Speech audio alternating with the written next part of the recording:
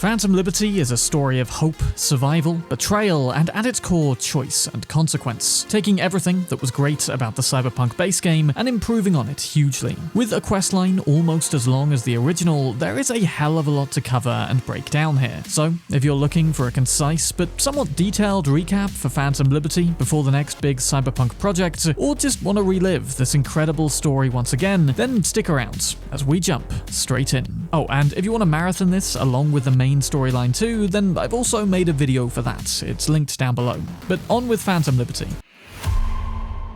Phantom Liberty begins pretty much immediately after we conclude our business in Pacifica, dealing with the Voodoo Boys in order to contact Alt Cunningham beyond the Blackwall. This will mean that aspects very relevant, such as the Blackwall and Pacifica and Dogtown's fixer Mr. Hands, will already have been established to the player. And as to why it begins now, from a story perspective, well, I guess that in the canon is just when Somi happens to be flying over in Space Force 1. So, from V's perspective, going about their business, pursuing leads to excise the biochip that's slowly killing them, out of the blue, they get a strange and mysterious call. V? Can you hear me? Loud and clear, whoever you are. Good, it worked. My name is Somi. Just call me Songbird, though. I know who you are, your situation, your problem, and I can save your life. It's a simple but effective introduction, a bold promise for the one thing that V so desperately seeks, to be found inside the run-down, even more lawless city within Night City that is Dogtown. Now originally, Dogtown, much like the rest of Pacifica, was supposed to be Night City's tourist district, part of a sprawling seaside resort with striking monolithic buildings and a state-of-the-art luxury corpo vibe. But about 7-8 years ago, the Unification War happened. The new United States government attempted to assert control over the independent free states of America, and though Night City itself was never attacked, the potential threat of a war in its streets resulted in all corporations pulling their funding and investments from the Pacifica district, thus leaving it a semi-completed, could-have-been tourist hotspot, lacking the full infrastructure to be completely livable. The Dogtown region, at the time though, was occupied by one Colonel Kurt Hansen of the NUSA military, who'd been ordered to seize control of the EBM Petrochem Stadium in preparation for potentially pressing further into Night City should the need arise. Though the war ended in 2070, and thus it never did. Night City became an international free city, but Hansen at this point didn't withdraw like a good soldier. No, done with his days of serving under others, Dogtown became his home and his kingdom, occupied and controlled by his Barghest militia. The entire place was literally walled off from the rest of Night City. A crashed Aerozep in the stadium had its nuclear engine repurposed into a district-wide power supply, whilst the stadium itself became a haven for black market deals, something which all those in power can make use of in some regard at various points, and thus Dogtown was left alone to function as its own mini-state. And as for the street-level citizens unfortunate enough to wind up in here, many of them hoped for a better life, whilst others simply were desperate and needed to escape Night City. But despite all of this, despite the slum that Dogtown definitively is, Somi, for some reason, needs us to get inside. Though that's easier said than done.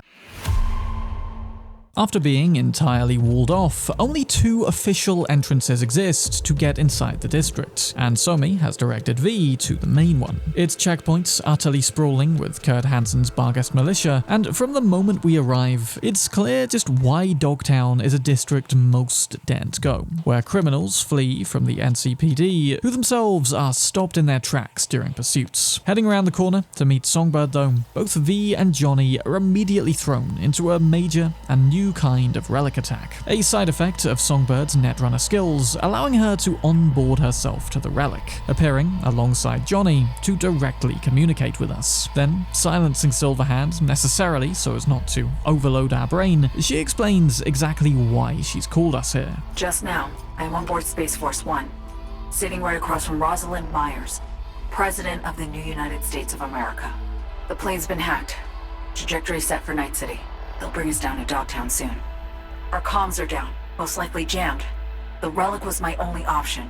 You see, Kurt Hansen has hacked the president's plane, intending to down her in Dogtown and take Rosalind Myers as hostage. Quite how the plane was hacked, though, is as of yet unclear, with Songbird suggesting a mole inside Washington perhaps. But that itself is a problem too late to fix, and with us apparently the only person Somi is able to contact, fortunate given our level of skill, it falls to us to break into Dogtown and rescue Rosalind Myers. In return, Songbird promises to use her elite abilities and understanding of relic tech to ultimately save our life, an opportunity which V, of course, cannot pass up on. Except, actually, we can. And it is in fact 100% possible to just walk away at this point, allow the plane to crash, and Myers presumably to die. Congrats, V. You just killed Rosalind Myers and fuck the NUSA.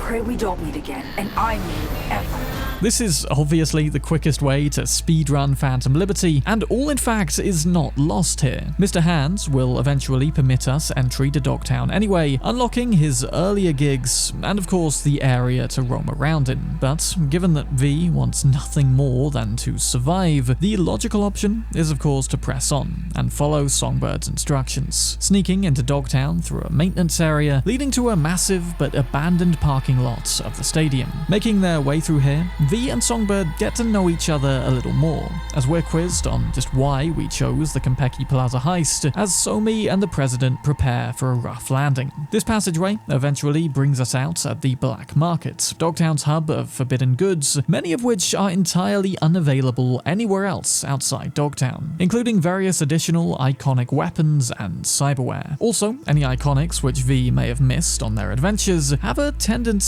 to instead find their way here. But moving past all that for now, V climbs up to the roof for a view of where Space Force 1 will land, just in time to instead bear witness as it's struck by missiles, narrowly avoiding us as it crashes and throwing us straight into the next quest, Hole in the Sky. Save the president. Sure, no fucking problem. A very straightforward quest, this one, properly kicking off Phantom Liberty with action and explosions. With us at the northern end of Dogtown and the president now at the south, our job, simply put, is to reach her. Fortunately, a conveniently placed and safe enough tunnel for sliding down is immediately behind us, throwing us into Dogtown in style. Songbird quickly regains communication, having noticeably ejected right before crash landing. Before long, we've reached the beginning of the crash site, and by scaling a still intact crane, drop down to assist the NUSA security bots, dispatched to protect the presidents from advancing Barghest troops. Fighting through those to reach the crashed shuttle, we immediately find it full of corpses, the president's staff, who all perished during the crash. There's also a laptop here, which explains that the NUSA had an informant at Konpeki Plaza the night of the heist, and were in fact aware of our presence at the penthouse. They're also fairly certain that Yorinobu did in fact kill Saburo, but can't quite figure out why the relic contained Silverhand's engram, believing perhaps that Saburo may have imparted some key information to Johnny before killing him. In reality, it's probably more tied to Johnny's ability to contact Alt Cunningham, or perhaps for Yorinobu personally, he simply selected Silverhand as he admired the Rocker Boy's attempt to destroy his father's company. That little tangent aside though, Myers is still alive, housed safely in the safe room, successfully incapacitating all but the strongest Vs when we enter. V then explains who they are, and after fighting off Barghest reinforcements together, the two make for a safe place to hide out in Dogtown, leading on to the next quest. V and Myers' journey through Dogtown together is far from straightforward, but does go to show that there is more to the president than just politics and speeches. Still first and foremost a warrior and soldier. After realizing that Hansen must have a mole in Washington, we help rip out her tracker beacon, before sneaking through buildings and around drones to emerge just outside the Terra Cognita Museum District. And though our ultimate destination is inside a skyscraper literally just down the hill, Somi insists that we need to sneakily make our way there through old metro tunnels. And as we do, Songbird begins to share some of her less savory opinions about Myers, alluding for the first time towards her being a liar and a fraud, and someone whose words we perhaps shouldn't trust at all at face value. So just a classic politician, really. I better not get arrested for saying that. A bright future, with the right financing. But wars scare off investors. Wars don't happen out of the blue. This? No exception. Orders were issued. There's the Rosalind Myers I know. Never a shadow of accountability. Even going via the tunnels though, Myers and V eventually find themselves fully cornered by a whole host of Barghest soldiers, prompting the need for the first big scary robot of Phantom Liberty, the Chimera. Notably, the name also of a fire-breathing hybrid monster from ancient Greek mythology, that'll be somewhat important later. And whilst at first, Somi awakens this thing to save the two of us, shortly after, she goes offline, as the Chimera is instead possessed by an at present unknown entity, though one that seems purely and entirely hellbent on killing us. In the ensuing chase, Myers ends up separated from V, plummeting down an elevator shaft alone, whilst V, in tremendous action scene fashion, brings the Chimera cascading through floors and into an underground storage room next to an old metro. But this isn't quite the end for the Chimera. Awakening once again, but now trapped, it becomes the first boss fight of Phantom Liberty, and with relentless efforts from V and Myers, we finally retrieve its core and blast the entity inside back to whence it came. V, catch! Give it a taste! Rust and piss, shitbot!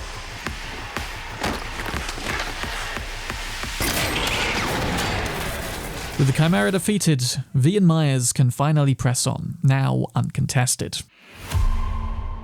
Now, this is where we really get into the main meat of what Phantom Liberty is all about. Lucretia My Reflection is a long quest spanning across a number of days and covers a hell of a lot of story ground, starting with V and Myers pausing in the abandoned metro tunnels where it's time for Johnny to finally reappear. With Somi's connection to the relic fully severed for now, Silverhand is back, explaining that being offline felt like being continually submerged underwater, which then turned into boiling hot tar when the Chimera went rogue.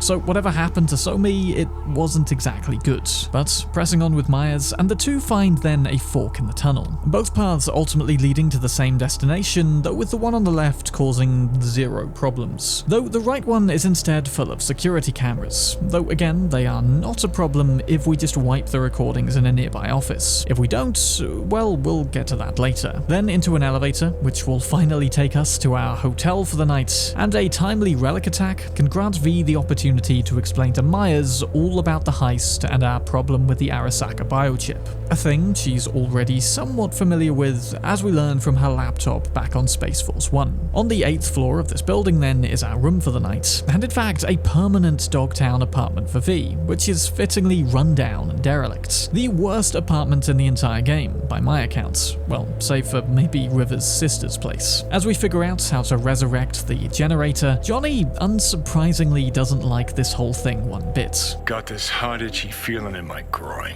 like someone's not fessed up to something. And Johnny, as per usual, would be more or less correct, but for now at least, Myers has found us some beers, kindly left by a previous squatter. Just earn yourself a vote, Madam President.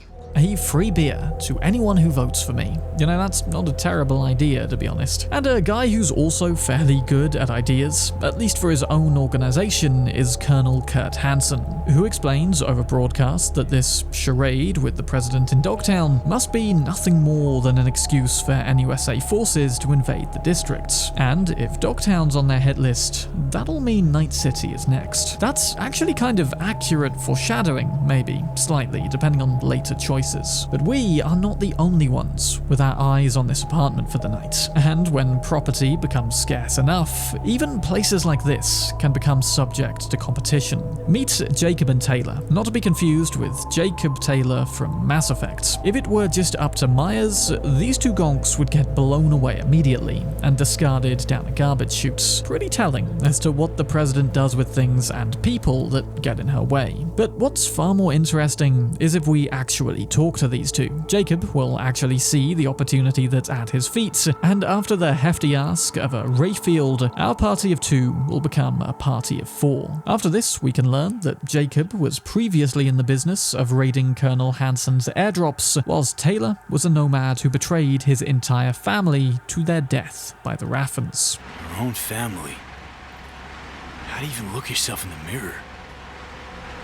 What mirror? This is all I got. We then awaken the following morning, and Songbird still hasn't shown. Myers really doesn't want to lose her most powerful and dangerous netrunning asset behind enemy lines, but disguises this with the excuse of not leaving people behind. Fortunately, she still has some old assets stashed away indefinitely in Night City, the main one being Solomon Reed, a sleeper agent for the NUS government who values loyalty to his country above everything else, including his own life. Years ago, at the end of the Unification War, Reed was betrayed by both his government and Songbird herself, to what seemed to be his death. Arasaka wanted to kill him as a condition for ending the Unification War, and Myers obliged. Reed did, however, survive by a literal thread, with everyone simply being led to believe he was dead. Despite the betrayal against him though, Reed remains loyal, viewing his assassination simply as a necessary part of securing peace in his country. And now, through lack of a better choice, Myers needs to drag him back into the action once again. Thus, she immediately recruits us into the FIA, something we can pledge an oath to, or not, then sends us out to find an old landline telephone at the old Capitan Caliente, the least tappable technology now around, with a 4-digit number for Reed, as well as a bunch more stickied on the side with several cool Easter eggs. Whoa! Who is this?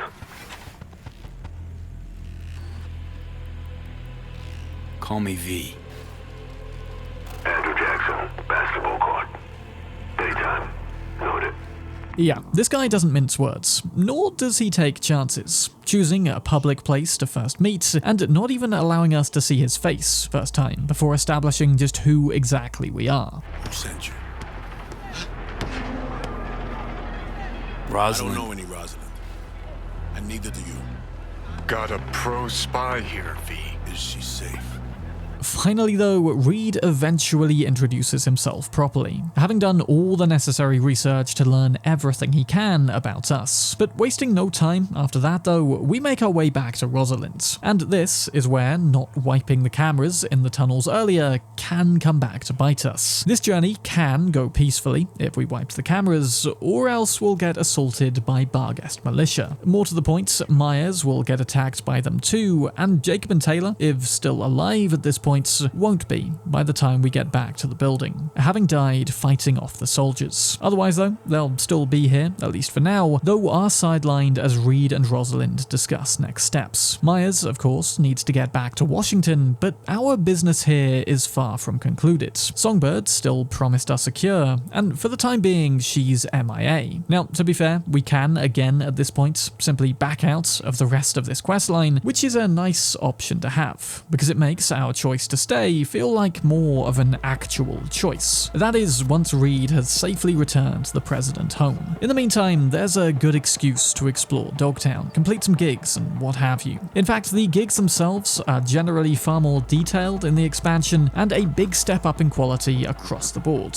And for a deep dive into all of them, check out this video later. Every gig in the game, in fact, has much deeper cut connections and references to wider events, and I did a full series on all of them, which you can check out too. But with a fair amount of side questing out the way, Reed will finally call back, and with no further developments in the hunt for Songbird, it's time to recruit a new team member, another undercover FIA agent named Alex, currently spending her nights as the owner of the Moth Bar in Dogtown's Longshore Stacks slum district. 7 years ago, after Solomon Reed disappeared, Alex was fed the cover story that he in fact turned coat to Arasaka. Resultantly, she left to fend for herself in Dogtown and has been hiding out here ever since, blaming Solomon Reed for her predicament. Though all of this, Reed neglects to mention until we're already sat inside the bar and are speaking to a currently disguised Alex. And moments later, Reed finally shows his face again, after all these years. Oh, hell no. 7 fucking years in this shithole, 'cause of you, Solomon Reed. Though, with not much explaining and a little processing on Alex's part, it's simple enough to get her on board for this next mission. Though again, she isn't too happy to learn that it's also going to involve Songbird. See, 7 years ago, when Reed was killed or defected to Arasaka, Songbird was the one to pull the plug on both of these two, betraying them for her own sake. And whilst Reed is honor-bound by both duty and loyalty, Alex's motivations for helping out this time are a lot more self-motivated. Monaco. Wanna burn rubber along the Riviera? Drink champagne on a yacht with a fucking duchess? Want a spy's retirement? Hearing this again now, in fact, it sounds almost reminiscent of Blood and Wine, another brilliant expansion, of course. And whether or not Alex will get her happy ending depends entirely on us. For now though, the promise is enough to get her on board, and Alex can direct us to our next targets. With Songbird poking around in cyberspace to find us, we'll need to visit another top-tier netrunner who may have caught some trace of her doing that. And up in the Luxor Heights region of Dogtown, ruled over by the Voodoo Boys, a blind runner named Slider is just the man. Before we head there though, Johnny jumps in for a quick little convo, commenting on how Reed's sense of duty and respect for the rules means he unnecessarily left Alex hating him for 7 years. That ultimately being forced to risk it all time and time again without tangible reward is eventually a tactic that will stop working. How many times you willing to get burned before you stop trusting someone? How many times you gotta take a bullet for these motherfuckers in the name of empty promises? And as usual, he has a point. Screw with someone enough times, lead them on without delivering, and eventually they'll take matters into their own hands. We'll see just who and why this is about later. For now, it's up to the Voodoo Boy lair, where the way we resolved the Voodoo Boy's questline from the main game can come into play here. Not about to be stopped by the likes of you. Gonna get Slider, just like I got Mama Brigitte. That was you. Shit! Slider himself, though, is far more agreeable. I mean, what else can a blind, incapacitated runner do aside from oblige our requests? And whilst we were almost burned by Placide back in Pacifica, Slider actually hates all of those guys. Whilst they all poke around and prod at the Blackwall, hoping to contact their AIs that lie beyond, Slider just sees how utterly stupid that is. How to the AIs, people are merely cockroaches, outdated and primitive code that need exist no longer. Something that we're going to see a lot more of as we go through the questline, probably. You see, in order to make contact with our relic tech in the first place, Songbird in fact reached through the Blackwall to do that. The woman? She is walking, ticking bomb, megatons. She go boom, everybody fucked in the ass. Every last one. Miwa Noir. It is a dam that protects us, the civilized world, from the strange bets of the cyber wilderness. Yeah, Songbird ain't just tampering with something that could hurt her, but through her, the AIs could form a passage into our world and ultimately destroy human civilization. But the only way for us to re-establish contact right now is to reach back through the Blackwall and find her. So that's what we do, granting a split second to communicate and time enough to learn just where we can find her. Black Sapphire V. Hanson's hosting a huge ship there. Crash it on the sly. I'll find you. Thanks to Slider then, we now know where to go. Not that that'll do him any good, as the Blackwall unsurprisingly fried his brain by establishing that connection. Though, to be fair, it merely sounds like his death that way merely saved Reed the trouble of offing him once he'd outlived his use anyway. The Black Sapphire, then, is Hanson's huge building and base in Dogtown, with his upcoming event due to take place at the top. And, just like proper spies, it'll be our job to break in undercover and just, attend a party. But to do that, we're gonna need a way in. And who better to help us get access than Dogtown's very good, very efficient fixer, Mr. Hands. Mr. Hands, the best fixer of the game by my account, though more realistically tied with Rogue. So let's call him the best fixer outside of Night City. Sorry, Dakota. Mr. Hands is willing to help us, but not for nothing. And if we didn't complete any of his gigs whilst Reed escorted Myers home, then now is the time. And with 3 out of the 4 available, then done, Hands will finally agree to meet, face to face, and give us what we need. And of course, the classiest fixer, probably, operates out of one of the classiest buildings there is, the Heavy Hearts Club, protruding into the sky like a Minecraft beacon, just as visible from all around the map as those giant ad scrollers. As we take the elevator up to his office level, we overhear Hands having an adorable conversation with presumably his young daughter, a touching story point to expand his character, which is never brought up nor mentioned again. My favorite merc. Splendid. Now, Hands doesn't show his face to pretty much anyone. The privilege is merely extended to us thanks to our exemplary work in gigs thus far. I guess top mercs are slightly harder to source in Dogtown. Deciding already that he can trust us then, Hands lays out his master plan for this district pretty much as is. See, this man is tired of Hansen's iron grip on Dogtown, with the place being his own personal black market arms dealing hub. And whilst taxes are apparently not a thing around here, every business is still forced to pay tribute money to the big gang that maintain order for everyone. Which, when you think about it, is kind of what taxes are, just replace the word gang with government. This is a tactic which has thus far prevented much competition from rising up to contest Hansen. But Hands, calculating mastermind that he is, aims to change that, to make Dogtown his district by and large, or at any rate one where he can more easily pull the strings from behind the scenes. And since V has proved the most valuable asset in achieving that thus far, appeasing us with the Black Sapphire blueprints is something Hands happily does. With them in hand, we simply return to Reed, stumbling into the Moth Bar just in time for another relic attack. Here, we can disclose to Reed that we are slowly dying, and he'll share that he kind of knows what that's like, having assumed once that he himself was definitely going to die after being betrayed by the FIA. Peace comes at a price. Someone's always got to pay it.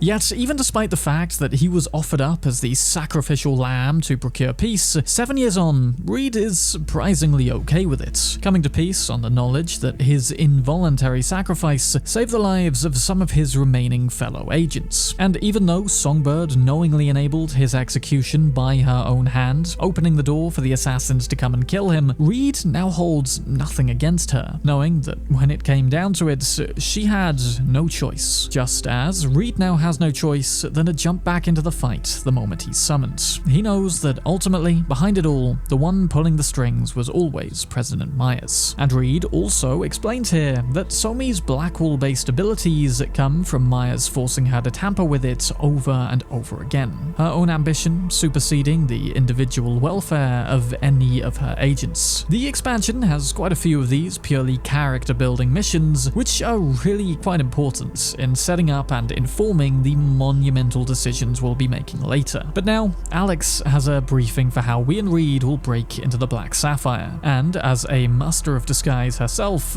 also costumes for us to wear once inside. The route in will involve V swimming through a flooded sewer tunnel, disabling security cameras for Reed to get in via the other side. Then, with teamwork, the two can activate various passages, enabling both to meet up at the top of the building, after which they should be able to walk amongst the crowds of the party without raising any suspicions. Finally, with the gift of Alex's silenced Unity pistol, Her Majesty, it's on to one of the best quests, possibly in the whole of Cyberpunk, which is also named after the theme song of what in my opinion is one of the best James Bond movies. You Know My Name is one of the core quests that give this expansion its description of spy thriller, starting off in a diving suit swimming through the deliberately collapsed and flooded access tunnels which Hansen sealed off many years ago, lacking the soldiers to keep them permanently guarded in the same way he does the front entrance. Not that that's stopping us, and getting inside we can then open the way for Reed as the two of us take elevators to an upper balcony floor of sorts. Then, with V taking out a specialist sniper, we can guide Reed across his section to lower the drawbridge and allow us both access upstairs. So, switching our diving suit for a corpo party suit, it's time to attend one of the highest prestige parties in the whole of Night City. It kinda reminds me in fact of attending the Phantom Liberty launch party, just under Waterloo Bridge in London. Great night. Please do it again for Orion, CDPR, if any of you are watching. Though I dare say Hansen's party in Dogtown featured a lot more arms deal negotiations. Literally, the outcome of some wars are probably getting decided around these tables tonight. See, that's the real power behind Hansen and Dogtown, and it's probably the reason that all global superpowers have left him alone up to this point. I mean, who doesn't need a neutral ground to conduct high-stakes black market deals at some point, right? Probably nobody, and where better to do so than a party rife with free champagne, high-stakes gambling, flashing lights, and live Lizzy-Wizzy performances. And on the mezzanine above, finally in the flesh, or should I say chrome, is Somi, more machine now than woman, with her continued prodding of the black hole having taken more and more of the girl that was, leaving what is now probably, if you think about it, just a brain and a spinal cord of the original. Maybe some vital organs too, all housed inside mechanical casing. But with barely time for a quick greeting and to explain the death of Slider to her, the two of us are joined by Reed, a man that the last time Songbird spoke to, she did so as she was betraying him to his death. Saul, I've made so many mistakes. It's all right, son. Not your fault. The blame's on us. All of it. But before we can save Songbird from the clutches of Colonel Hansen, she has a little more fessing up to do. You see, she doesn't have the cure that she promised. At least not yet. That is currently in the clutches of Colonel Hansen, and it's not just us that she needs it for, but herself as well. Somi's messing with the black hole has destroyed her entire body, almost, and now the damage is working even further to snuff out her very life. The cure that we need can save her too, but first we need to obtain it, and the easiest way to do that is for Songbird to remain Hansen's prisoner. He'll, after all, need her very specialist netrunning skills to unlock the technology behind the cure, naturally placing it into her reach. Before she can explain further though, we're interrupted by Hansen himself, who's a little confused at the presence of two guests whom he simply can't remember inviting. It's not often I'm simply not familiar with guests attending my own party. And I never forget a face. Kurt Hansen. Name's V. Just V. But, no doubt given the number of influential people here, Hansen is loath to cause a scene at his own party, so leaves us be, for now. And Songbird, by then touching us, is able to re-establish the relic connection proper, further able to explain just what the cure is and how it works. We need the neural matrix. Secret tech that incorporates AIs from beyond the black wall. The matrix is nested in a mainframe Hansen pulled out of the bunker. The mainframe's secured, but Hansen lacks the key. That's the problem. Hansen needs me and a duo of runners who worked on this tech in the past. They actually grabbed access codes they're willing to unload for a price. Classic black market shit. They're bringing access, I'm bringing know-how about how to pull the matrix and data off the mainframe. We're to work side by side, giving us a chance. You clip the access codes, then get the runners out of the way. You'll then impersonate them for a meet with Hansen. Say meet or we'll swipe the matrix out from under his nose. So, completing our ensemble of spy-based themes, it's now a case of stealing the identities of two Netrunner twins, using futuristic technology to then impersonate them. It's an okay thing to do in a game, I guess, but just remember that identity theft is not a joke, guys. Millions of families suffer every year, but to assume their identities, we first need to obtain full facial, vocal, and varied personality scans, which is going to involve speaking to both twins for an extended period of time. Prior to that, though, is a discussion with Reed at the bar, who's come to some disturbing but ultimately accurate realizations about Somi and the attempt on Maya's life. We don't have all day. Songbird planned the whole thing. You're thinking right. SF-1 crashes. Not anywhere, but over specific turf. Controlled by someone who found some obscure forgotten tech in a secret bunker. Right. Crash was an inside job. We suspected that from the get-go. Now we know it was. And we know it was Songbird. She was behind it. Indeed, this entire time, Songbird has been playing absolutely everyone. See, after learning of the tech that could save her life, she struck a deal with Hansen, offering the president's life in exchange for access to the neural matrix. But not wanting to screw the NUSA completely, she then commissioned us to save Myers from Hansen's clutches. Though that's not the only reason we were contacted. Though it does kind of shed a light on just how much bullshit this line is though, if we straight up abandon this entire quest line at the start. Congrats, B. You just killed Rosalind Myers and fucked the NUSA.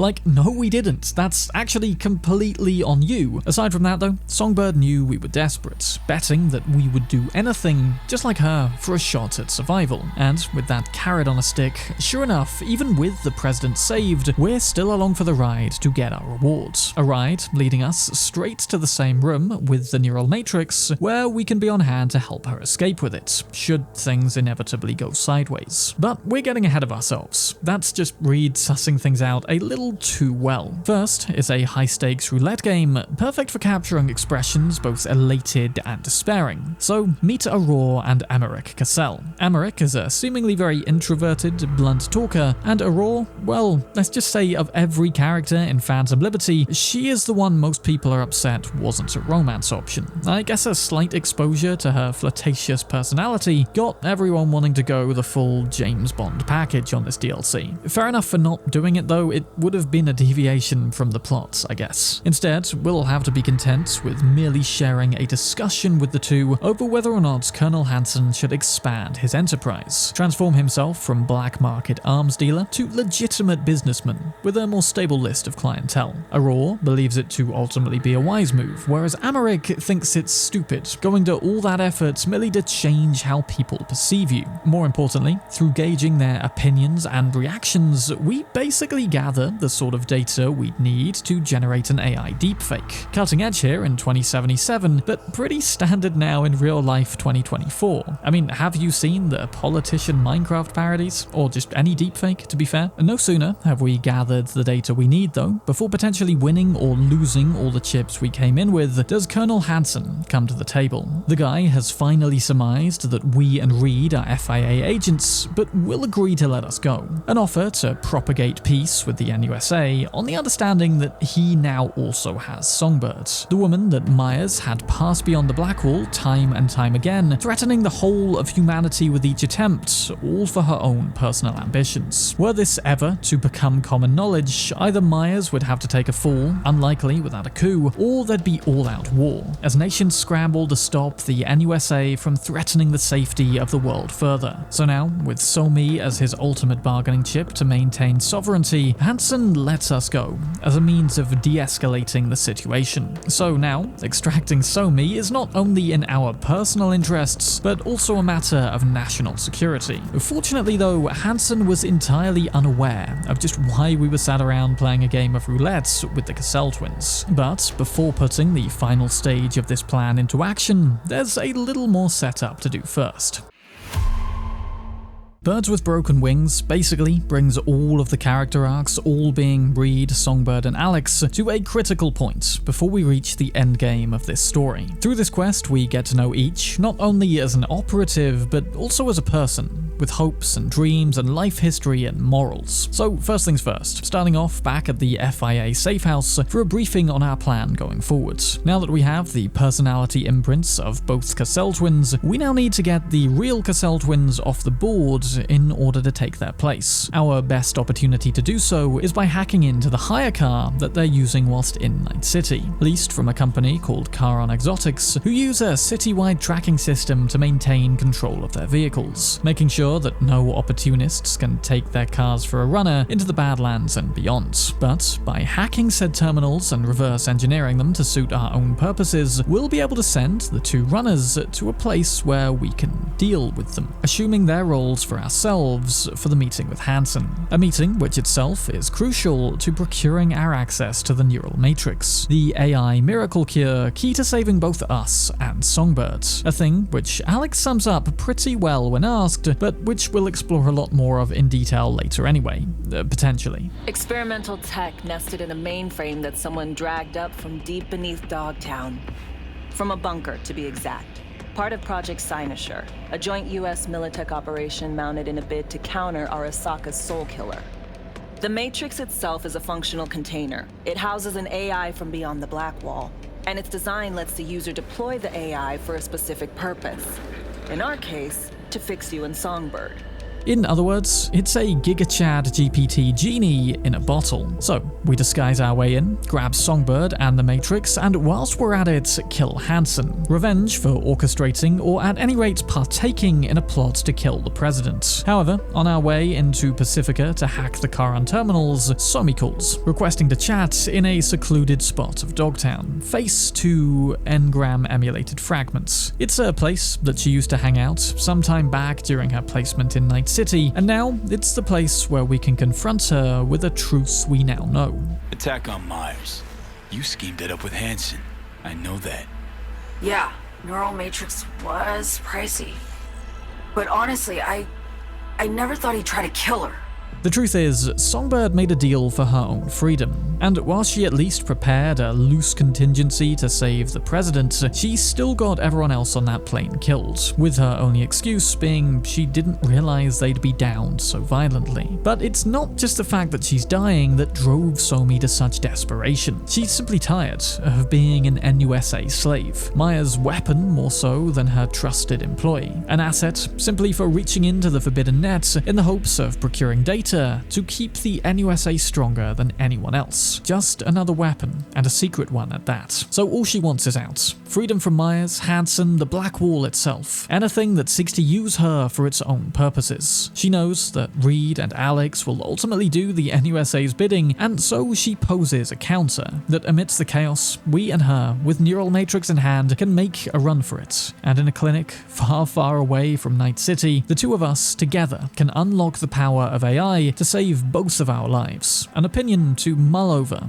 as we press onwards. With a brief detour into Night City to hack the Charon terminals then, as we make our way back, we get another call, this time from Alex, asking if we'd like to share a bottle and a chat on the eve before the big mission. So, returning to the Moth Bar, this is our best and potentially only opportunity to get to know Alex a little better as a person. You see, she was once an aspiring BD star, though one who found herself trapped in the ex-BD business until one day, a visit to a new studio turned out to be an FIA screening process. And seeing that as an opportunity out of the slums she was living in, she traded stardom dreams for the life of a spy. And of course, that simply ended with her trapped back in a slum for a further 7 years. So no wonder she's so keen on securing retirement now. And after that, who knows, maybe she'll try her hand at true BD stardom again. But then this song starts playing, and we get to see a little more of Alex's fun-loving, spontaneous side. Now, I don't know about you, but back the first time I played this part, I kind of thought we'd reached the romance part of this James Bond-esque story, that this slow dance would lead into something more intense the eve before our big mission. But I guess if that had happened, it could have potentially complicated things later, unlike, say, the Meredith fling, where we never afterwards see her again. So, with our Alex heart-to-heart also over, our final piece of prep here is at a local Ripperdoc, one who specializes in full face transplants to equip us with the same tech that Alex uses to change her appearance. Before the op though, just as with Somi and Alex, Reed has plenty he wants to say, and a plan of his own for when we reach the Neural Matrix. See, Reed claims to understand Somi's frustration with everything, her lack of trust for everyone and desperate desire to break free from Myers after having been used so much. But even despite claiming to empathize here, Reed still intends to uphold his principles and loyalties to the NUSA, presenting us with an advanced piece of tech called Icebreaker, designed to incapacitate even the most elite of netrunners. See, Reed doesn't believe that Somi is capable of choosing what's best for herself, spinning the idea that to bring her back under Myers' control is really what's best for everyone, including her. And this ultimately sets up the two choices for later,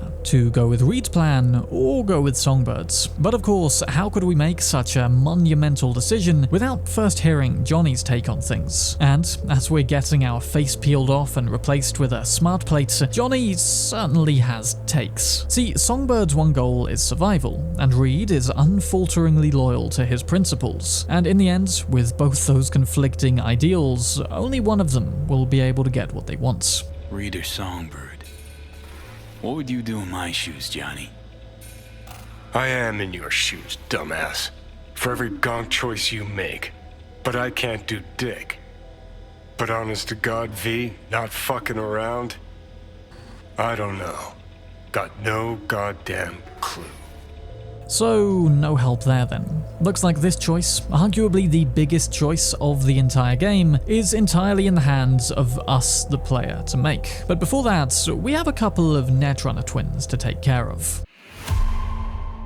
Certainly one of the simplest of Phantom Liberty's quests, I've seen that face before, begins as a small scouting mission, watching from above like a vigilante as the Cassell twins enter Dogtown in their Quadrasport R7 Charon, a vehicle we can later acquire for ourselves and which I've ranked in the ultimate tier list in my series of vehicle ranking videos. I also happen to have a very nice displate of the thing, which you can pick up via the link down below, as well as plenty of other Cyberpunk displates. It's an affiliate code, so anything you do get will also be directly supporting the channel. For now though, with the Sport R7 Charon, it's simply a case of stowing away in the boot, or the trunk if you will insist, and awaiting the Cassell twins' return. Then, as they make their way towards the stadium, taking control of the vehicle, same way a god of machines Netrunner would, and driving it instead to a garage, where Reed and Alex are waiting. A little patience however, before doing this, will also allow V to overhear some info about Slider's stash, containing the exceptional Rook pistol,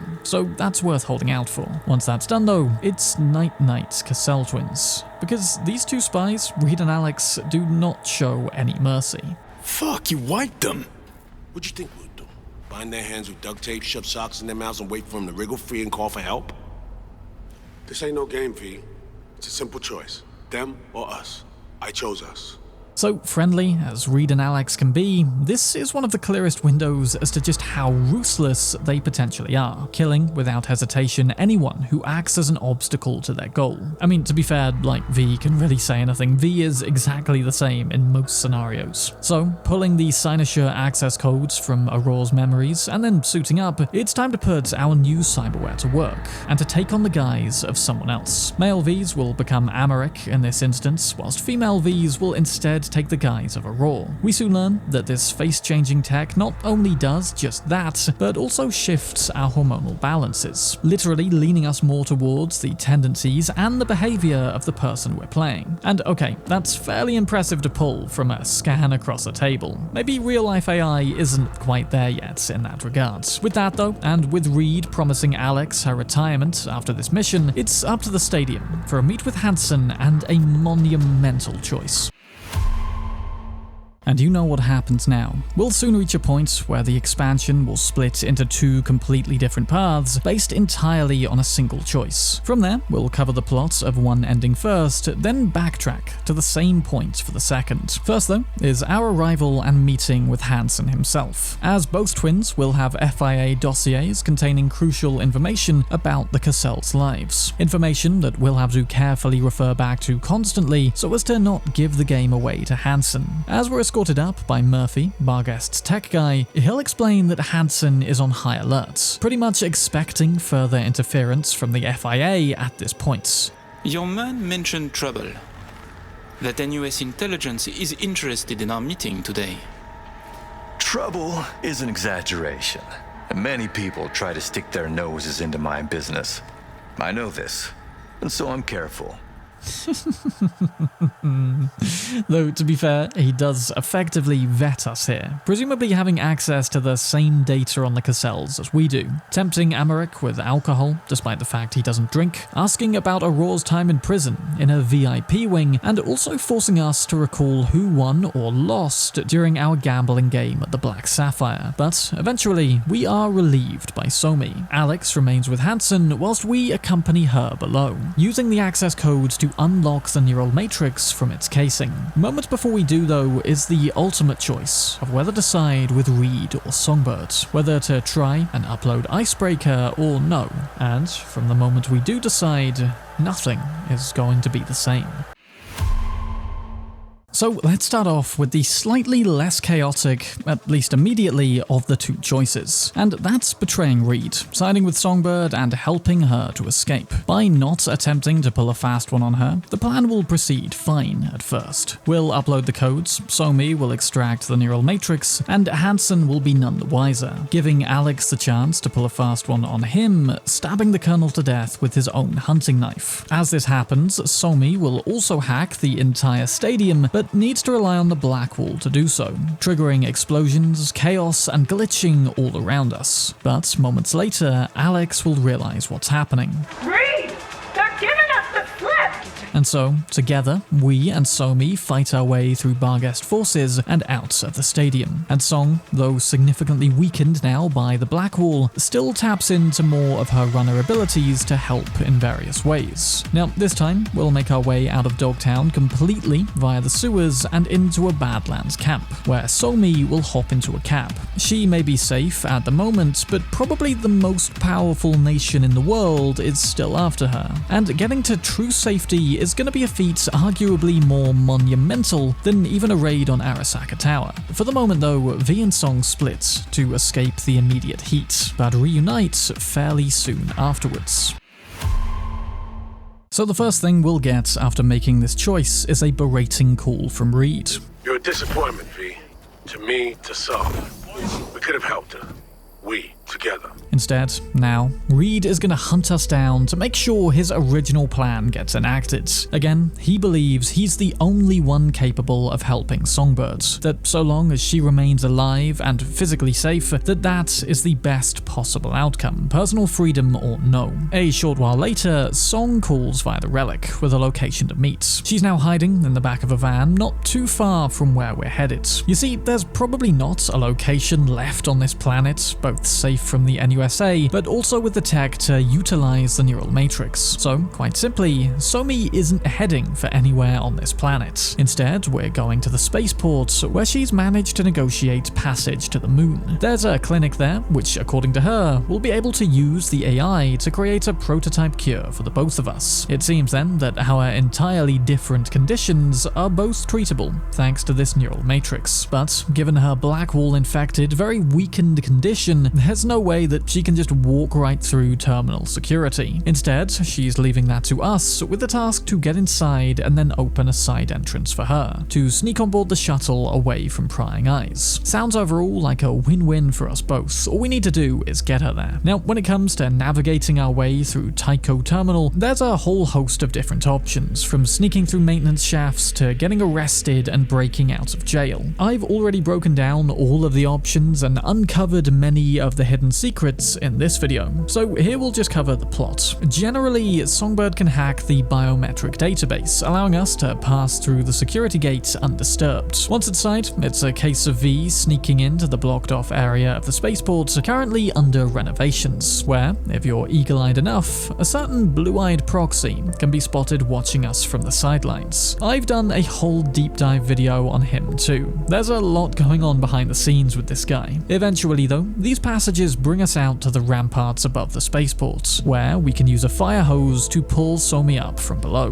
No sooner are we reunited though, trouble arrives, in the form of Solomon Reed, Rosalind Myers, and a whole army of NUSA soldiers. See, back in the alley where we met with Somi in the van to get here, an FIA informant was hiding in the shadows, immediately reporting our location to Reed, and from there we were tracked to the spaceport. Now we're being hunted, and Myers will stop at nothing to retrieve her most valuable asset. I get that you want to protect her, but your duty, first and foremost, is to your country.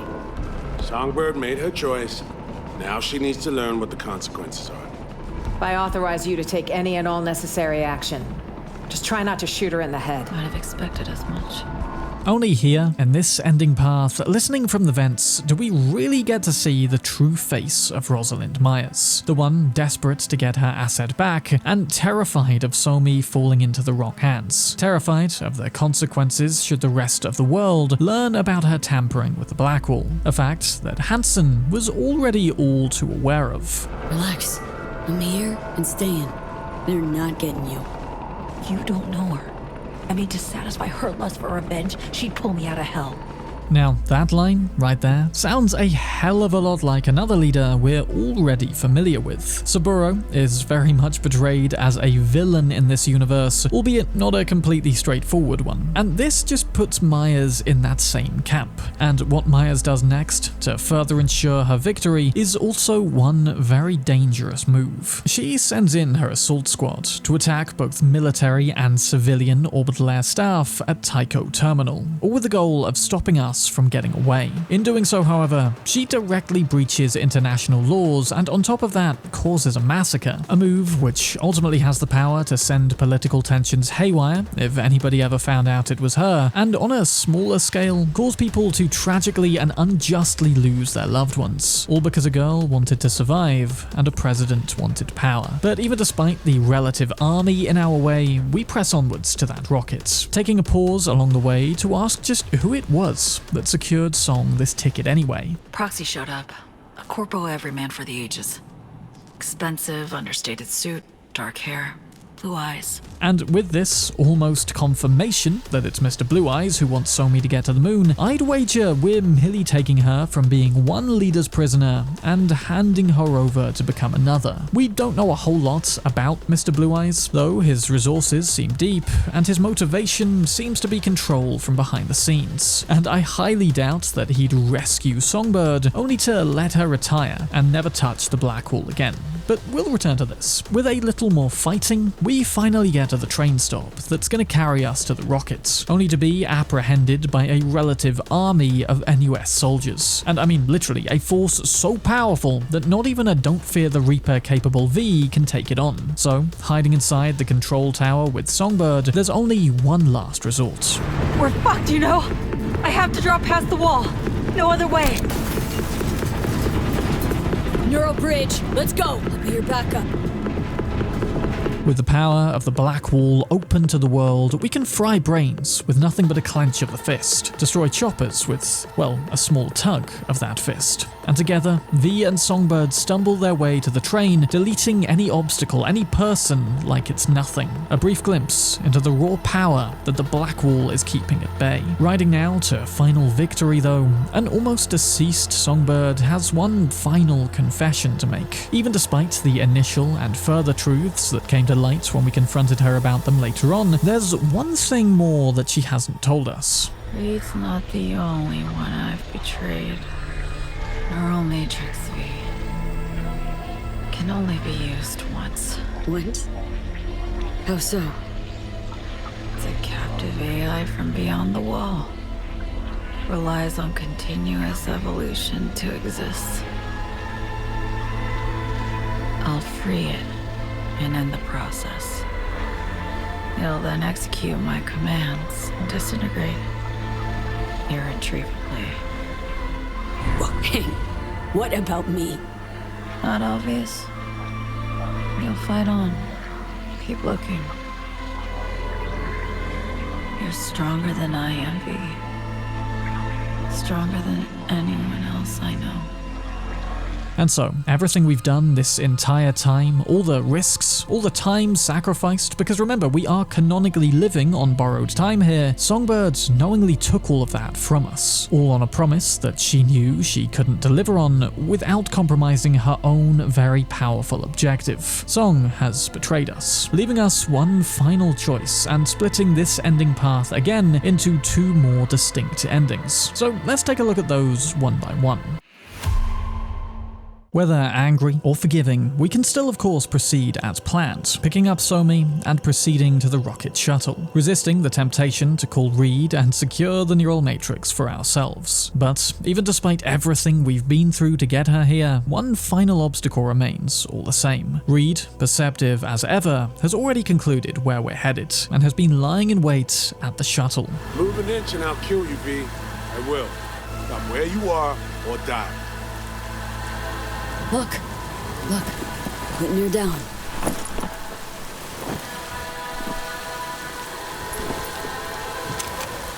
Slow down. So, what do you want to do? Once she's on the ground though, Reed is surprisingly willing to negotiate, believing that our plan sucks anyway, and again, that only he can truly save her. Dad, is all that awaits her on the moon.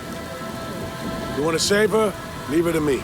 And, in return for handing her over, Reed's even willing to let the neural matrix be used on us. Kind of a gamble to rely on finding another way to save Songbird, but it is the only way we could get the reward of our original deal now. And, in another timeline, we will hand over the woman who betrayed us from the off. But this time, for one reason or another, Somi is still going on that shuttle, whilst Reed is never going anywhere again.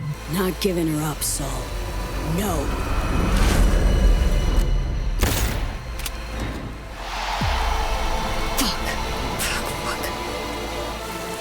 You have no choice. But your friend there will join Reed in the beyond if you don't hurry your ass. With Reed's blood now on our hands, but nothing to stand in our way, Songbird, whether she deserves to or not, is free to get on the shuttle and make her way to the moon. What fate awaits her up there, whether it's a true happy ending or more likely becoming a new toy for Mr. Blue Eyes, is unclear. But it's what she wanted, and we, this time, have given her that. And now to tie up a few loose ends. With Reed dead in this timeline, it's the only one where we don't see him again. Instead, it's the one ending where we do hear from Alex. She invites us back to the Moth for one final drink and one chat. But first, on the TV, is a news broadcast discussing how tensions are heating up after the stunt Myers pulled at the spaceport. Though, to be fair, they don't seem to realize yet that it was the NUSA, with Orbital Air themselves suspecting instead Night Corp, the Night City-centric organization that Mr. Blue Eyes is probably tied to, who want to improve Night City no matter the cost. As for Alex, she, of all people, seems to be getting a truly happy ending out of all this, and will later send a postcard from her retirement. But first, right here and now, one final tail end. Got one last assignment. Eliminate you. Fortunately, Alex is all too happy to use the loophole that we're already dying. I mean, why bother risking her life on us when she can just, wait? Kind of a nice thing to do as well. As for what went down with Reed, Alex kind of does understand. He had no choice, and neither did we. In the end, it was a clash of principles and his unwavering loyalty that got him killed. So, with a warning not to let anybody else kill us, Alex leaves. Not for Monaco quite, but Monte Carlo, as we get back to Night City, now needing one of the original solutions to try and ensure our survival. Come on. Gotta find some new peeps you'll befriend, grow to like, and then murder. And that's pretty much the end of the King of Wands ending, save for a parting gift from Somi. One text message that cannot be replied to, telling us simply to return to the place that reminds her of home, where we spoke way back when, overlooking Dogtown. In a hermetically sealed container, sent I guess from the moon, same as that painting is back in our base game side quest, is a metal pin from the lunar city of Tycho and a very special piece of cyberware. The quantum tuner can only be gotten in this way and mitigates much of the cooldown for other cyberware that also needs to generally cool down. Now, you'd assume that this gift is confirmation that Somi got to the moon safely, given, who else could possibly know where the place that reminds her of home is? But, ultimately, who really knows if it is Somi? If the Cassell twins can have their memories extracted, then presumably the same can be done with Somi. So we don't really know if this is definitely a gift from her or from Blue Eyes' people. So call this Somi's happy ending if you want to, but personally I'd say it's still shrouded in mystery. Though it is still more hopeful for her than any of the others, I will say that much. Jumping back to the rocket shuttle though, for our alternative ending to the Killing Moon. Now we can agree to hand Somi into Reed before even getting off the train, or once again back outside when reaching the shuttle. It doesn't much matter. Either way will just bring us face to face with Reed on this bridge, where again we can, for multiple different reasons, choose instead to hand Songbird over. Maybe it's revenge for betraying us, maybe we simply want the cure for ourselves, or perhaps we simply don't want to shoot Reed. Whatever your personal motivation, Songbird is laid down, Reed calls an AV, before taking her home to answer for high treason, back to her prison that is the NUSA. Now, we don't have to negotiate the cure in return here, but that will of course lock us out of the further ending.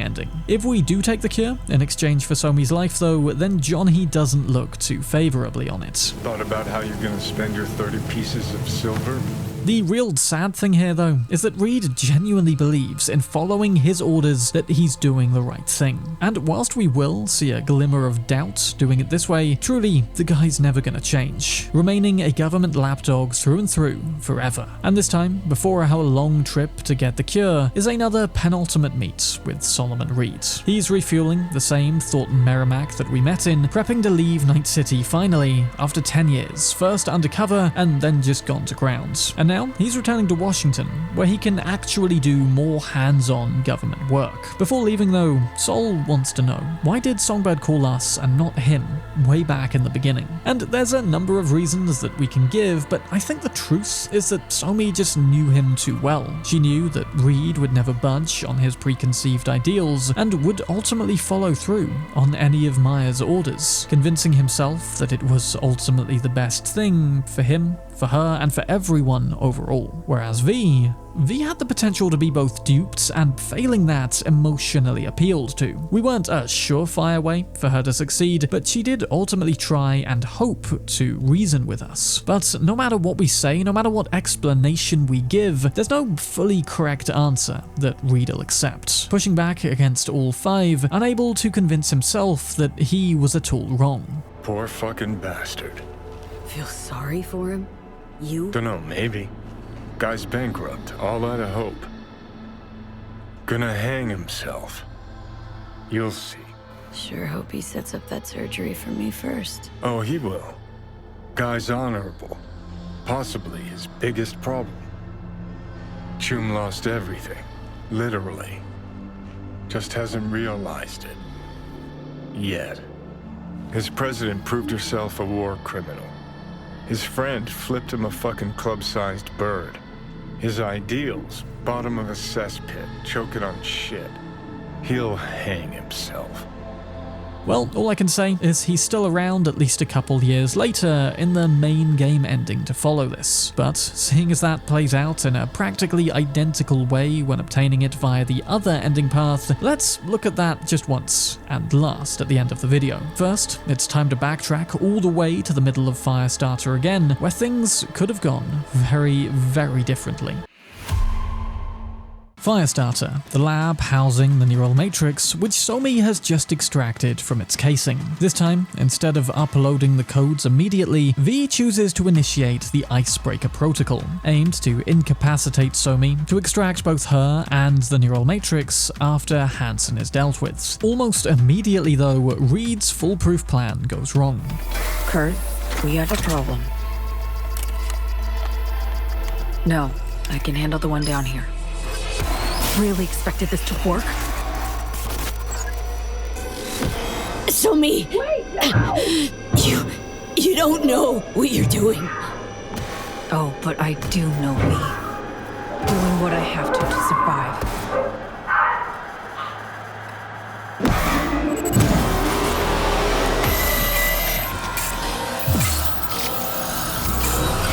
What? What? It's working, V. Icebreaker's getting through. Why? Why are you doing this? I trust Reed when he says he can help you. And honestly, Nothing. you should understand too. Nothing. Two-faced. You know, with the benefit of hindsight, perhaps fully trusting Reed is the wrong reason here. I mean, sure, he means well, but Maya's not so much. Alex, of course, immediately dies in this timeline thanks to Somi's warning, and Hansen, for the moment, is still roaming free. Somi obviously manages to free herself from the Icebreaker protocol, but only again by drawing past the black wall, harnessing AI more powerful even than the specially designed Icebreaker, but also making her far more susceptible to falling under AI control. After all, in this timeline, she feels betrayed by everyone, even us, and is utterly alone, save for the AIs beyond the black wall. So we'll have to escape the stadium this time not only by ourselves, but also by going through Colonel Hansen. A tough boss fight to the unspec'd build, but there are ways to make this game feel like easy mode even on very hards if you know what combos to use. I have a great deal many videos on the topic if you want to learn how, but But with Hansen defeated, generally he will die here, but interestingly, if we leave him alive, one of his goons will finish the job. Clearly, there's some others in Barghest willing to kill their leader to obtain more power. So Hansen effectively dies no matter what in Phantom Liberty, and with him down, we're rescued by Reed in the parking garage, just in time to bear witness to Somi's capture by MaxTac. This time, she doesn't flee through the sewers, but instead back out into Dogtown. And only thanks to her weakened state can I imagine MaxTac were even able to apprehend her. So, in this timeline, our next task is to liberate her from MaxTac custody, trading that prison for an NUSA one. But in order to first do that, we're gonna need a dedicated runner to break into the NCPD subnets, leading to a pretty fun quest with many different options. The netrunners to choose from here will largely depend on having completed their side quests beforehand, but in total, they consist of Nyx from the Afterlife, Chang-hoon, Wakako's favourite, and Sandra Dorset. We can also call Carol from the Aldecaldos, but she'll instead give us a gift in place of helping out. Failing all of those though, Mr. Hands is still on hand, and he'll instead put us in touch with Yoko Tsuru, T-Bug's friend from Kabuki. Basically, this quest has a ton of variants, and I covered the finer details a while back in my Ending Secrets video. But when it comes down to it, for better or worse, one of these people will help us to hack the MaxTac convoy, granting us a shard with info on their routes and what they're equipped with. That in hand, Reed has prepared a place to intercept coming into Pacifica, and who better to call for help on an NUSA op than the huge NUSA loyalist gang of 6th Street. It's an ongoing, under-the-table kind of deal that the two groups have going on here, and I can only imagine the massively loyal gang are all too happy to help out the nation they love in return for a few greased palms. So they've set up plenty of equipment along the route, with multiple options to hit MaxTac with a hell of a lot of fire when they arrive. Realistically though, when you're spec'd to your eyeballs to take on multiple squads of tougher MaxTac units at a general 5-star wanted level, none of that fluff really matters. As MaxTac approaches, Somi warns V not to keep interfering, and how she can't believe that she ever trusted us. Because of course, as we know from the alternate ending, we would have been completely and utterly wise to trust her and there was no reason not to. So, opening the MaxTac van, we're met with one of the best recurring lines from this franchise. Who the fuck are you? To which I kind of want to say the last face you'll ever see. Again, not an immensely tough fight, but enough so to get Reed shot in the leg. Then, attempting to apprehend Songbird once again, she flees, and we're forced to pursue her alone, where, not far down the road, she's gone through a wall with the MaxTac convoy, winding up in a place that'll lead her deep, deep underground. Right back, in fact, to the same bunker from whence the neural matrix came in the first place.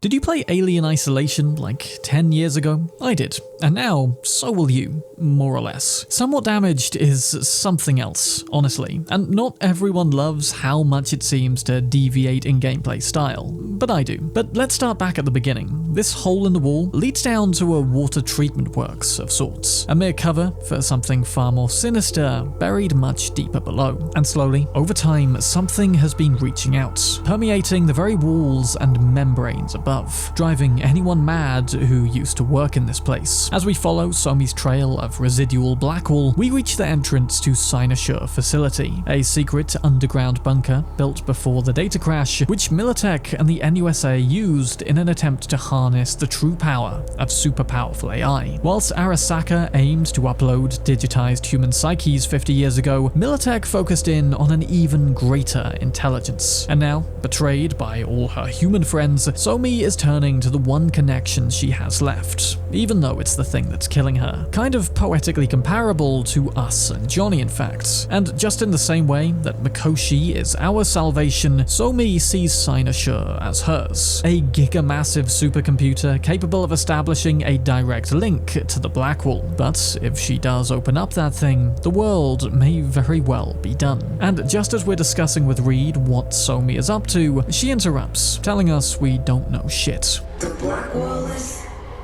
it's help. It helps me understand everything.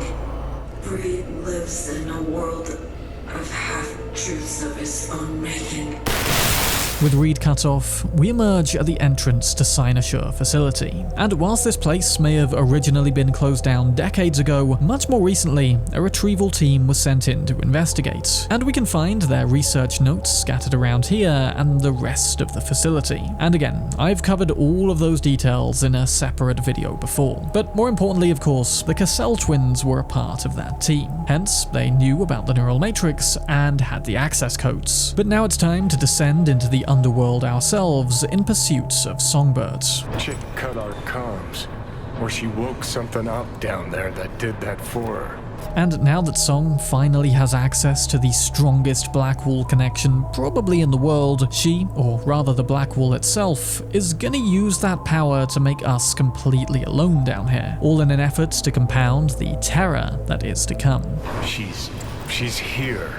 Chick's establishing a link with the relic, but she's not alone, I don't think. Blackwall? Johnny? Cut off, deep underground, V is forced to proceed by themselves, with even the terminals down here leaving ominous segmented messaging. No Reed. No Silverhand. No one. You are alone. All alone.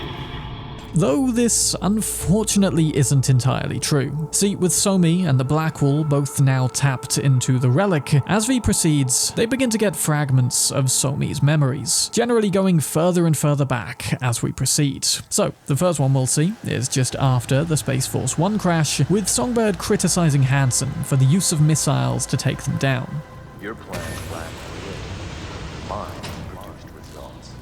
But as we actively make our way further in, Songbird deliberately locks us out of Cynosure. Even after our betrayal, she doesn't want us to get hurt, as she carries out her deal with the Blackwall, and V is forced to disable a security lockdown in order to get further. Except it is by tampering with security measures that we give the Blackwall access to even more tech. See, the Cynosure core, further inside, is this big spherical supercomputer housed in an open space. Not exactly the most convenient thing to constantly rig ladders up to, and thus Militech designed a special spider-like robot to do the maintenance for them. And just in the same way the Chimera was named after a creature from Greek mythology, this bot, designed to live underground, was appropriately named Cerberus, the three-headed guard dog of the underworld. And it is, by and large, the most terrifying entity we've ever encountered, possibly ever will encounter in the Cyberpunk universe, as it stalks the corridors of this facility, utterly unharmable, with the only way to survive being to hide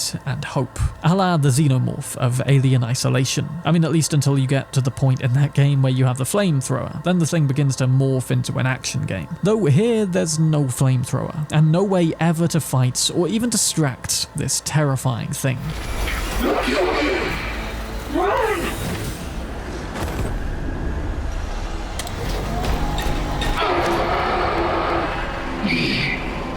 This is it. The end. You see it.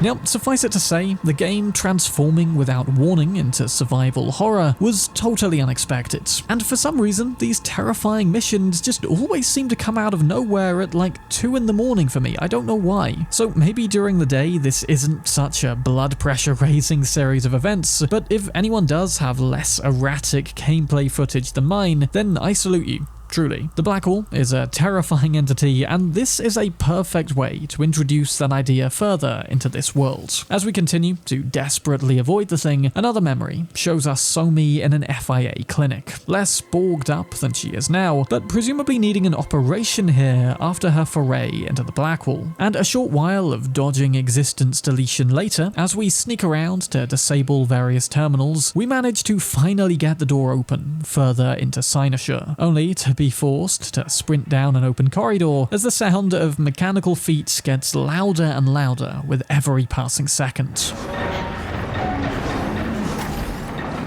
Fuck! Locked! Gotta find a way in fast! Come on, I've got all day.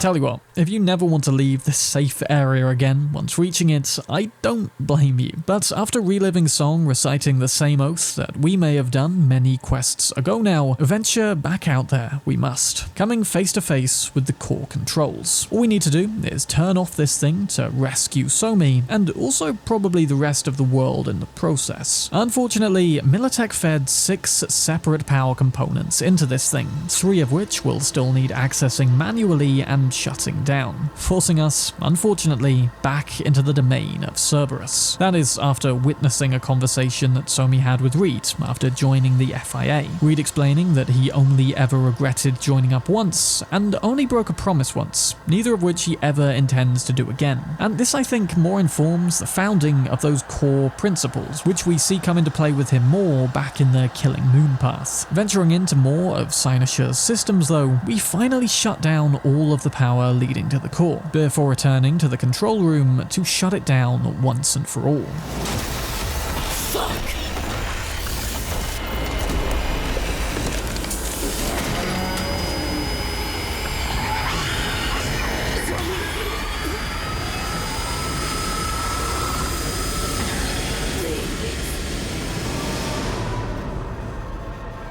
As she exhausts her last piece of will to rescue us from the bots, V falls fully into Somi's last memories. Her old apartment in Brooklyn, where a simple hack one day revealed her skills to the FIA government. But rather than extinguishing her as a loose threat, Reed opted instead to recruit her, promising not only her safety, but that of the people she cared about as well. And no doubt now, Somi is regretting those initial actions, the misuse of her skills which set her on the path that she's trapped with now. But really, in this world, what other options did she really have? And now, at the end of the road, she has only 2 of them remaining. Her moonshot at freedom vanished thanks to us a while ago now, so all that remains is either recapture by Myers or death. With one final effort, Somi shuts out the Blackwall back in Sinusha, and the Cerberus bot goes cold, leaving behind a data shard for us to potentially retrieve. That'll come back later. Reed re-establishes contact with us immediately, claiming he'll be there in a second, and whilst we wait, there's one final choice that V has to make. Reed would have us believe that by preserving Somi's life, we are saving her, that this is all that matters, stay alive, and that'll be enough. But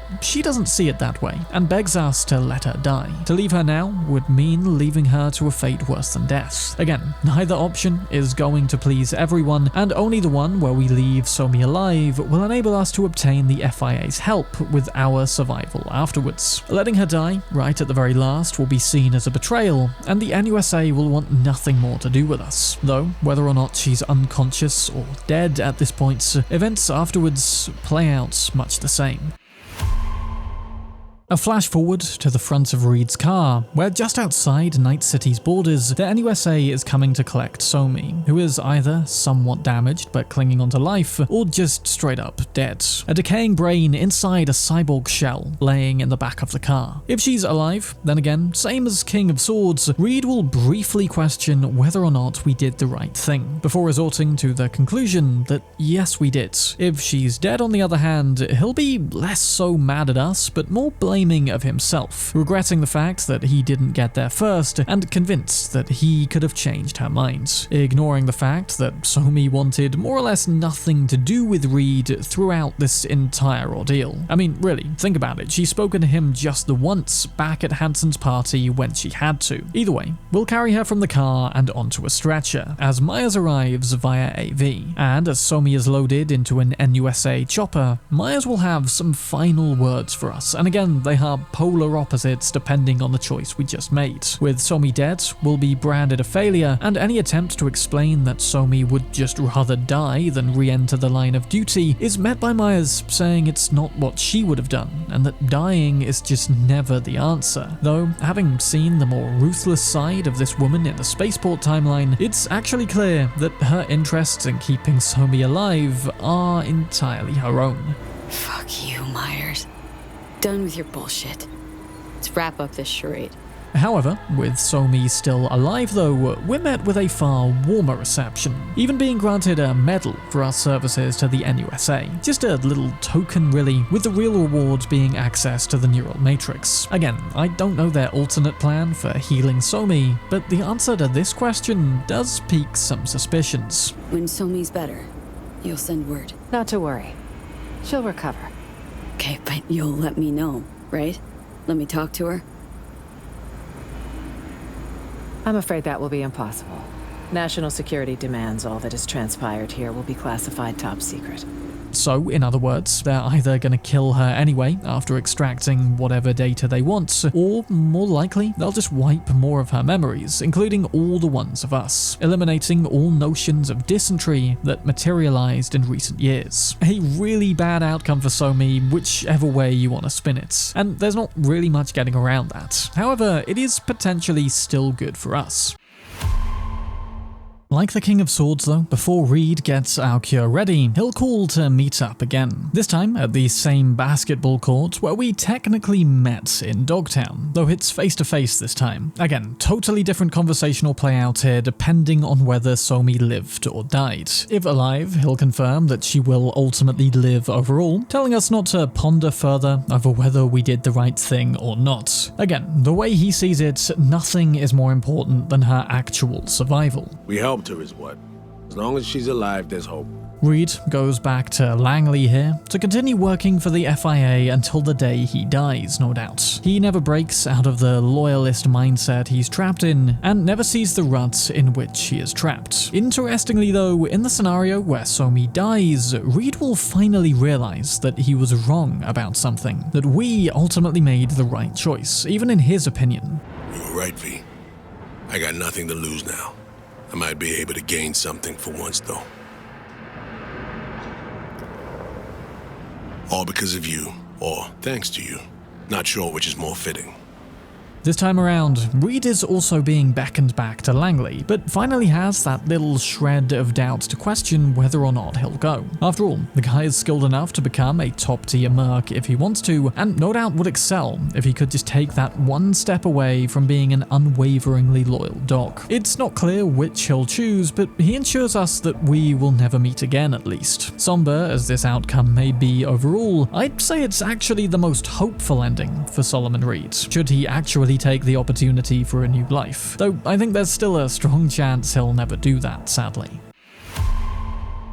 Before we get on to the true ending of Phantom Liberty though, there's a small matter of some tech that V may have picked up in Cynosure. We bring a small fragment of the Blackwall AI back up into the real world and can use it to create one of two deadly Blackwall weapons. It's a sinister outcome to say the least, and may even accelerate the collapse of society at the metaphorical hands of AI. I delve into more detail as to why that is in this video, but basically, by using Blackwall tech in the real world, it effectively gives the AIs continuous mass streams of data, further accelerating their learning and thus bringing forward their eventual ability to take over. Not massively relevant for the rest of this game, but this theme will likely play a larger role in sequels.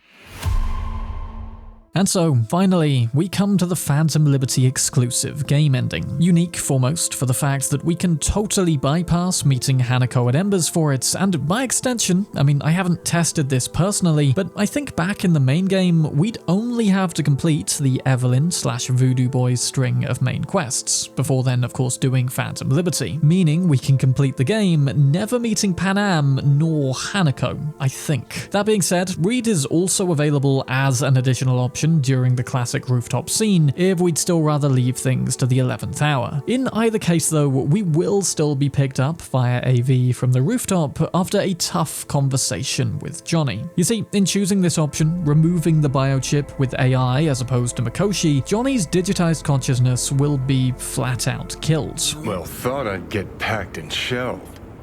And in the best of all possible worlds, that you'd help me hop on the net. Not that they'd excise me like some fucking tumor. Just don't make the call to Reed. We'll find another way. In Night City, there really is no happy ending for everyone, and to achieve the closest thing to definitive survival tragically means that Johnny doesn't get to, and with stupidly just a couple text messages to those closest about how we're going away for a couple days, a medical AV comes to pick us up, a trip which Reed couldn't even make in person himself anymore. Kind of a bad sign already, don't you think? Then, with one final look out across the city and a heartfelt farewell to Johnny, Good night, Valerie. Today was a good day. V goes under for 2 whole years. You were out for 2 years. It's 2079. Fuck.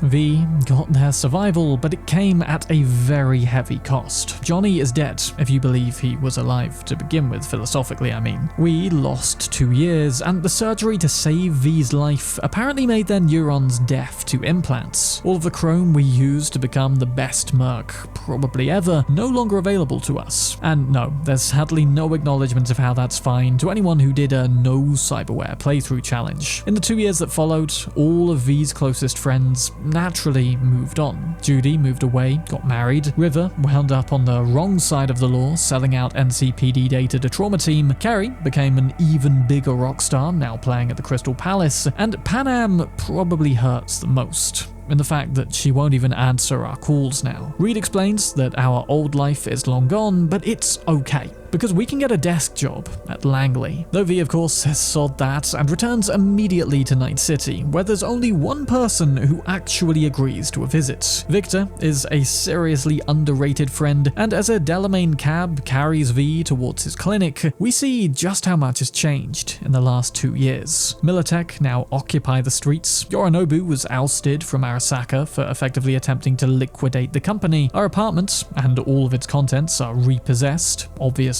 so we lose all material possessions, and Victor's clinic is not the same as we left it. No longer the charming basement behind a tarot store, Vic sold out to Zetatech, getting on their payroll exclusively for their clients. The unstoppable tide of big business buying up small sole traders seems to have seeped into even more corners of Night City over just the 2 years we were away. It's the same fate I fear in real life awaits British farming now, if anyone's been keeping up with that whole drama. One by one, more people are forced to sell up over an extended period of time for a variety of reasons, with large companies mainly fronting the cash to ultimately become larger still. The process compounds until megacorporations have a monopoly on every single staple of society, and that is what happened to Victor's clinic. And Misty's shop by extension, but we'll get to her. Belly into our little catch-up chat then, and we're interrupted by one of Victor's corpo clients, demanding to be treated there and then. We call Vic kind of a sellout and leave, only to moments later be utterly floored down a flight of steps by some street thug nobody. Now, I don't think this is to say that V relied entirely on Chrome for all of their power, but I think rather more the fact that 2 years in a coma left their body incredibly weak regardless. But maybe with time, they could build back some natural organic strengths, I don't know. At literal rock bottom, we're met with one final friend, Misty, less whimsical seeming than she was in 2077 and taken to wearing Jackie's jacket now. She's literally on her way out of Night City right now and off to explore Poland instead.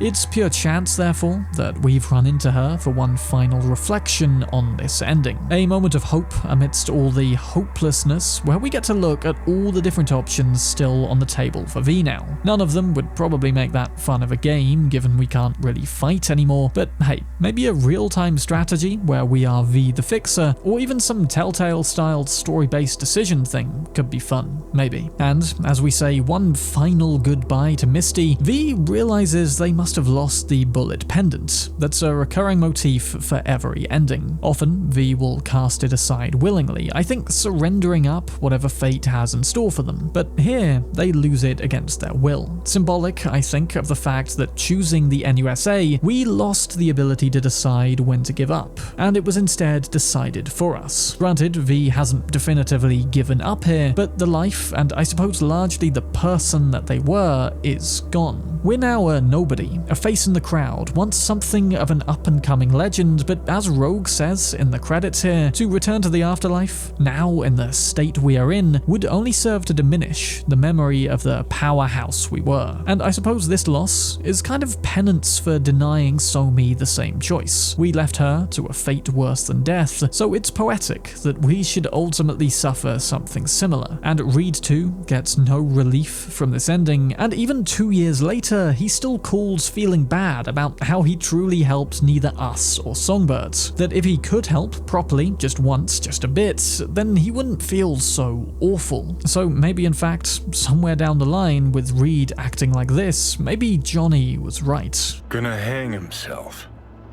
You'll see. Ultimately, Phantom Liberty is never a happy story, whichever one of the 4 outcomes you choose. Some people win, and some people lose in varying measures for each, and if you want a deeper assessment as to which choice is actually best, then my 10 cents for all the various endings can be found across these 2 videos. But I hope you enjoyed this deep-diving recap into the fantastic story that is Phantom Liberty. Massive thank you, as always, to the patrons for continuing to support what I do. You can find a link to that page in the description. And also, I want to say happy birthday to Legend tier patron Chris Hernandez. Have a good one, Toom, either today or yesterday, depending on when this video drops. And as for everyone else, thank you all for watching. I'm Sam Bram, and have a Nova Day, Tooms.